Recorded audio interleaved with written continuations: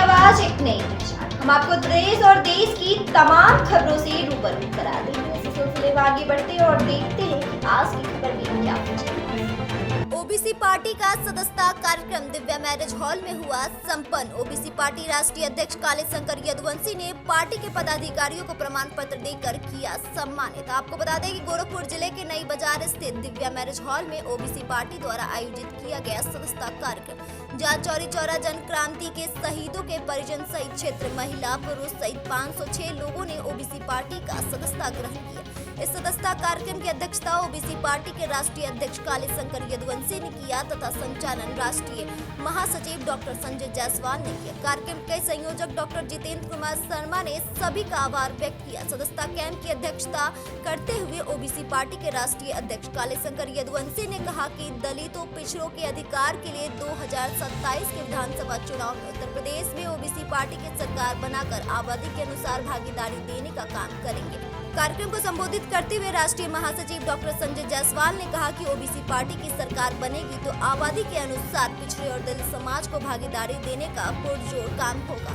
सदस्यता कैंप में प्रमुख रूप से डॉक्टर जितेंद्र शर्मा, डॉक्टर विवेक कुमार, अजीत शर्मा, विकास गुप्ता, सूरज जायसवाल, रेशमा देवी निषाद, विवेक जायसवाल, उमेश यादव, रामानंद मौर्य, एडवोकेट रंजीत बाघे, हीरो चौहान, भोलानाथ, जयप्रकाश यादव, वेंकटेश निषाद, चंदन पटेल, पिंटू पासवान, विनोद विश्वकर्मा, राम भवन प्रजापति, एडवोकेट कृष्णकांत जायसवाल, आकाश यादव, राजेंद्र यादव, अभिषेक यादव, विशाल गुप्ता, संजय साहनी, सुनील जायसवाल, सुभाष जायसवाल, रवि प्रकाश जायसवाल, राम केवल मौर्य, बिजली प्रधान, अंसारी टोला सहित काफी संख्या में लोग उपस्थित रहे।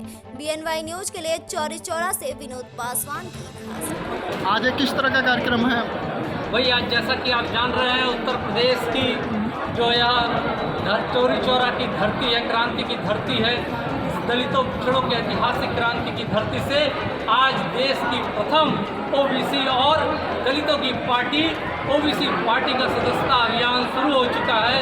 और यह सदस्यता अभियान 2027 को दृष्टिगत रखते हुए उत्तर प्रदेश में ओबीसी पार्टी की सरकार बनाने के लिए किया गया।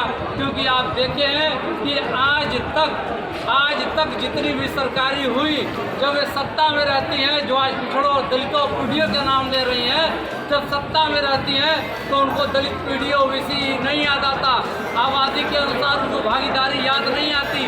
मगर जब वो सत्ता से बाहर आ जाते हैं तो जनता को, ओबीसी समाज को, दलितों को मूर्ख बनाने का काम करते हैं।